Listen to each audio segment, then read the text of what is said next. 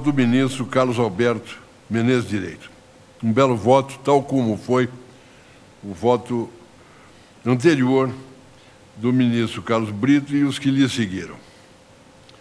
Permito-me insistir em 2 pontos. Primeiro, as terras que os índios tradicionalmente ocupam são bens da União e devem ser demarcadas como são. Segundo, disputa por terra indígena entre agentes econômicos e índios consubstancia algo juridicamente impossível, pois quando dizemos disputa, aludimos a uma oposição entre direitos e, no caso, ao invasor de bem público não se pode atribuir direito nenhum. As terras indígenas são de propriedade da União porque eram tradicionalmente ocupadas pelos índios. A propriedade aqui, propriedade da União, resulta de sua ocupação tradicional pelos índios. Essas terras, leio em parecer do professor Moreira Alves, que veio ao meu gabinete, são protegidas contra os esbulhos posteriores à Constituição de 88, mas também que contra ela são inválidos e de nenhum efeito os títulos de propriedade anteriores. Contra a Constituição são inválidos e de nenhum efeito os títulos de propriedade anteriores. Daí porque não é mais necessário recorrermos à conhecida exposição de João Mendes Júnior sobre o indigenato, que eu me orgulho muito de citar, porque até com uma certa ousadia eu diria, meu colega de congregação, João Mendes Júnior, meu e do professor Lewandowski. A Constituição de 88 reconheceu aos índios os direitos originários sobre as terras que tradicionalmente ocupavam na data da sua promulgação. Direi, pois, ainda outra vez, e peço vênia por repeti-lo, mas é necessário que seja repetido. Disputa entre agentes econômicos e índios por terra indígena consubstancia disputa juridicamente impossível. Em situações como tais, não há oposição de direitos, porque ao invasor de bem público, repito, não se pode atribuir direito nenhum. Em termos gentis, embora plenos de vigor, a suposição de que, no caso de Raposa Serra do Sol, houvesse disputa pela terra entre índios e qualquer agente econômico privado, configuraria rematada insensatez.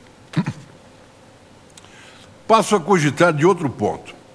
Ainda no primeiro semestre desse ano, em abril, quando esta Corte apreciou a AC 2009, na qual se pretendeu, com êxito, suspender a operação de desocupação da terra indígena, afirmei que esse é o mais sério conflito social com o qual me deparei desde que cheguei a este tribunal em 2004.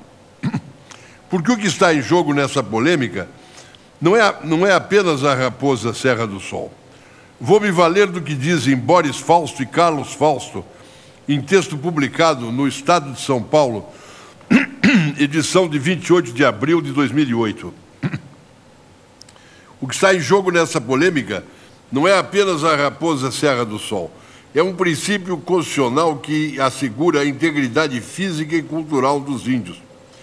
Transformar as áreas indígenas em ilhas é uma velha ideia e um velho sonho, uma velha ideia conservadora. O saudoso ministro do Supremo Tribunal Federal, Vitor Nunes Leal, ao tratar de questão similar, já alertava para os perigos, asseverando: aqui não se trata de propriedade comum. Não está em jogo um conceito de posse nem de domínio no sentido civilista dos vocábulos. Trata-se do habitat de um povo. Se a área foi reduzida por lei posterior, se o Estado a diminuiu de 10 mil hectares, amanhã a reduziria em outros 10, depois mais 10, e poderia acabar confinando os índios a um pequeno trato, até o terreiro da aldeia. Isso foi dito no recurso ordinário número 44585, e é uma referência da súmula do Supremo Tribunal Federal. Para evitar esse risco, a Constituição de 1988 reconheceu aos índios o direito originário sobre suas terras, fecho aspas.